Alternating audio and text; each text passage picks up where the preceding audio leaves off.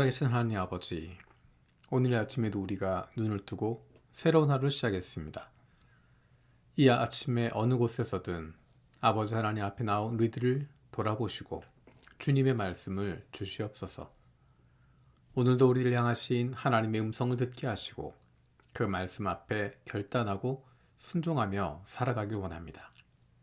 하나님께서 선물로 주신 2023년, 어수선한 가운데 시간을 흘려보내는 것이 아니라 하루하루 소중하게 사용할 수 있는 지혜를 주시옵소서. 세상 이처럼 사랑하셔서 인간의 역사 속에 인간의 몸으로 오시고 우리의 인생 속에 구원자로 오신 예수님을 믿는 믿음이 우리 안에 있기를 원합니다. 우리의 삶 속에, 인생 속에 예수 그리스도가 중심 되시고 우리의 인생의 끝날에 주님께서 잘했다 칭찬하실 것 기대하는 저희들 되게 하여 주옵소서. 예수님께서 머리 되시는 교회를 위해서 기도합니다. 교회 여러 가지 사역을 섬기는 리더십들이 있습니다. 교회 전체가 잘 유지될 수 있도록 돕고 지원하는 여러 가지 사역들이 있습니다. 눈에 보이지 않지만 교회가 유지되고 운영될 수 있도록 섬기는 이들에게 복 내려 주시옵소서. 사람들에게 인정받기 때문이 아니라 하나님께서 알아주시기 때문에 마음껏 하나님의 백성들을 섬길 수 있는 마음을 갖게 하여 주옵소서. 교회 지도자들이 하나님 말씀에 귀를 기울이고 순종할 줄 아는 하나님의 자녀로 다음 세대에도 부끄럽지 않은 가정과 세상 속에서 좋은 그리스도인으로 마음과 뜻과 정성을 다해서 하나님을 사랑하고 이웃을 내 몸과 같이 사랑하고 섬기는 좋은 이웃이 되게 하여 주옵소서. 무엇보다도 교회의 머리 되시는 예수님을, 우리의 아버지 되시고 지금도 살아계신 하나님을 두려워할 수 있게 하여 주옵소서. 오늘 저녁에 많은 교회에서 있을 금요 기도회를 위해 기도합니다. 온라인과 오프라인으로 함께 기도하는 가운데 성령으로 한 사람 한 사람 안에 임하여 주옵소서. 장소는 다르지만 한 영으로 기도할 수 있는 시간 되게 하여 주시고 하나님께서 주시는 한 마음을 품을 수 있는 성령 충만한 시간이 되게 하여 주옵소서. 육신의 연약함을 가지고 있는 지체들을 위해서 기도합니다. 사랑한 이들의 아픔을 쓰다듬고 만지고 간호하는 가족들을 위로하여 주시고 힘들고 어렵지만 주님께서 주시는 새 힘으로 날마다 사랑으로 섬길 수 있게 하여 주옵소서. 함께 기도하는 가족들을 위로하여 주시고 이러한 육신의 연약함으로 인하여 가족이 하나가 되고 하나님께로 가까이 나아갈 수 있는 기회가 되게 하여 주옵소서. 믿음을 잃어버리지 않게 하시고 확신을 가지고 감사함으로 간구하게 하여 주옵소서.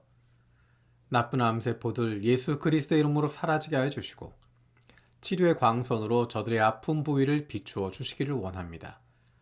예수 그리스도의 치료의 손길로 안수하여 주시고 새로운 세포들이 소생하게 하여 주시옵소서. 365일 기도로 세계 품기 일본의 혼슈, 큐슈, 시코쿠 지방을 위해서 기도합니다. 오랜 경제 침체와 코로나로 인한 올림픽 연기, 지역 축제가 멈추면서 개인 파산이 늘어나고 있는데 경제적 어려움 때문에 극단적인 선택을 하지 않게 하여 주옵소서. 일본인들에게는 종교는 필요 없다는 인식이 많지만 그럼에도 불구하고 불안정한 사회 분위기 속에서 이단과 사이비 종교들이 발흥되지 않게 하여 주옵소서. 교인수 감소와 성도의 고령화, 코로나로 인한 온라인 예배가 쉽지 않은 상황이지만 살아남는다는 인식보다는 삶으로 증언하는 적극적인 신앙인들이 일어나게 하여 주옵소서. 인구 20만이 되는 도시에 교회가 한두 개만 있는 곳이 비일비재하고 한국에서 파송된 선교사들이 지역적 쏠림 현상이 심한데 선교사들이 골고루 흩어져 사역하게 하여 주옵소서. 가장 춥고 힘든 시기를 보내고 있는 우크라이나를 기억하며 기도합니다. 가장 힘들고 어려운 시간에 우리의 역사 속에 인생 속에 찾아와서 고통을 함께 짊어지셨던 예수 그리스도를 깊이 경험할 수 있는 시간이 되게 하여 주시고 가장 춥고 어두운 시간에 밝고 따뜻한 빛을 주시는 주님으로 인한 기쁨이 넘칠 수 있게 하여 주옵소서. 감사드리고 예수님의 이름으로 기도드립니다. 아멘.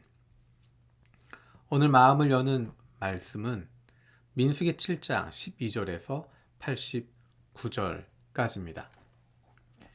민수기 7장 12절부터 83절까지는 같은 내용이 반복되고 있습니다. 12지파별로 제물을 드렸던 내용이 나와 있습니다.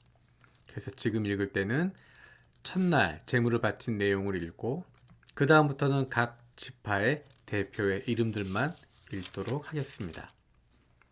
첫째 날 제물을 바친 사람은 유다 지파 소속 암미나답의 아들 나손이다. 그가 바친 제물은 성소의 세겔로 130세겔 나가는 은쟁반 하나와 70세겔 나가는 은대접 하나이다. 그 두 그릇에는 기름으로 반죽한 고운 밀가루 곡식제물을 가득 담았다. 10세겔 나가는 금잔에는 향을 가득 담았다. 수송아지 한 마리와 순양 한 마리와 1년 된 새끼 순양 한 마리는 번제물로 바치고 순염소 한 마리는 속죄제물로 바쳤다. 화목제물로는 황소 2마리와 순양 5마리와 순염소 5마리와 1년 된 새끼 순양 5마리를 바쳤다.